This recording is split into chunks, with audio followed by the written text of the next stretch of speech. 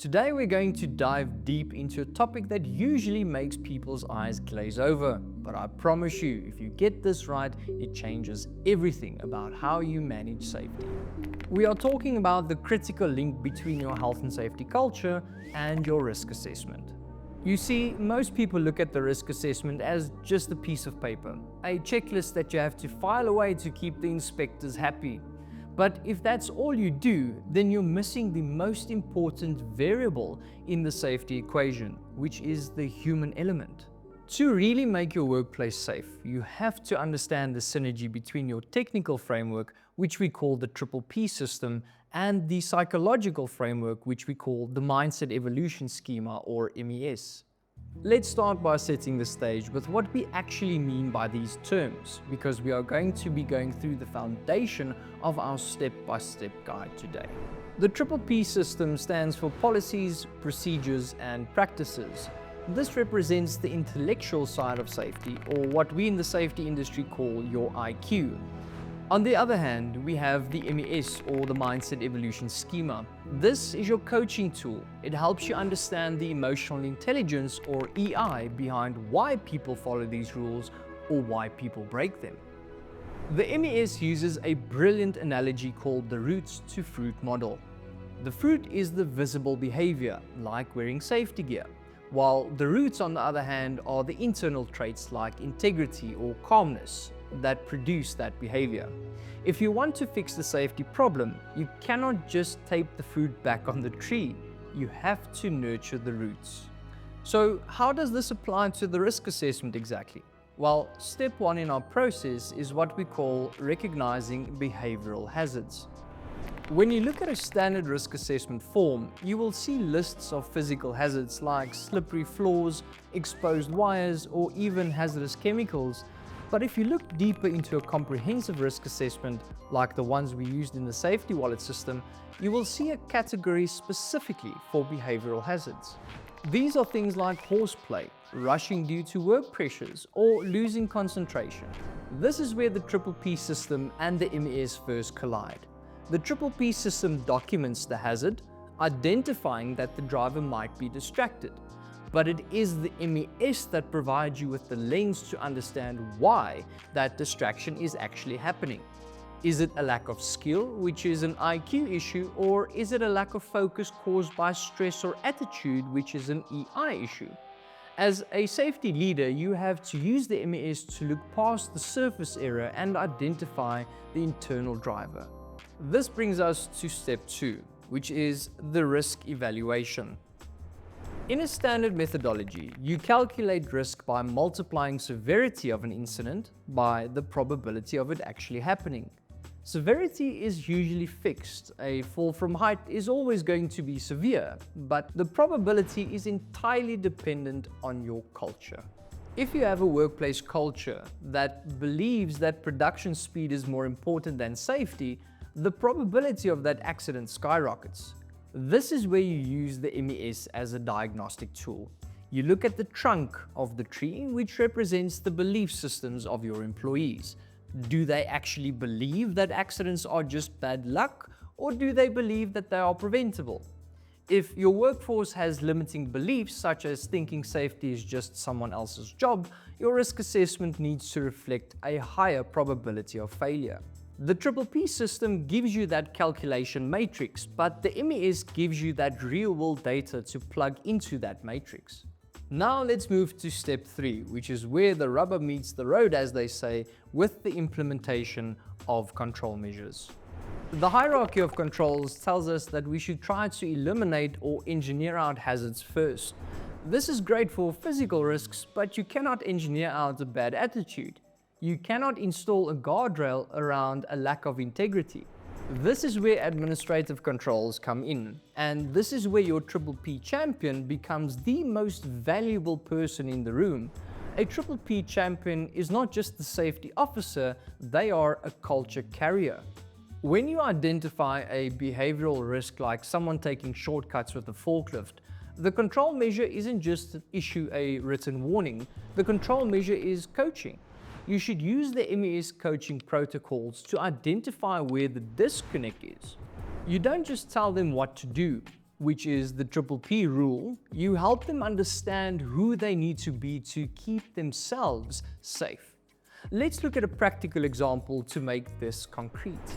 Imagine you're assessing the risk of charging a forklift battery, right? The triple P system provides the safe operating procedure. It says you must wear a face shield or gloves because of the acid. But you walk into the charging bay and see someone doing it without protection. A traditional safety officer would just shout, "Follow the procedure." But the triple P champion, using the MES approach, pauses to observe the fruit or behavior. They see the unsafe act and then they dig for the root. They might ask the employee why they aren't wearing the gear. If the employee says something along the lines of, "Ooh, I was in a rush because the boss is screaming for this order," you've just identified a stress trigger affecting their self-management. The MES coaching tool here isn't to repeat the policy, it is to teach them the 10-second pause technique to manage that impulse to rush. You are fixing the root cause, not just the symptoms. Step 4 involves using the MES to shift the locus of control. Locus of control is basically just a fancy way of saying we need to move people from blaming others to taking ownership themselves. In your risk assessment setting, you will often hear people say things like, "Ooh, I got hurt because the floor was wet." That is an external locus of control. They are blaming the environment.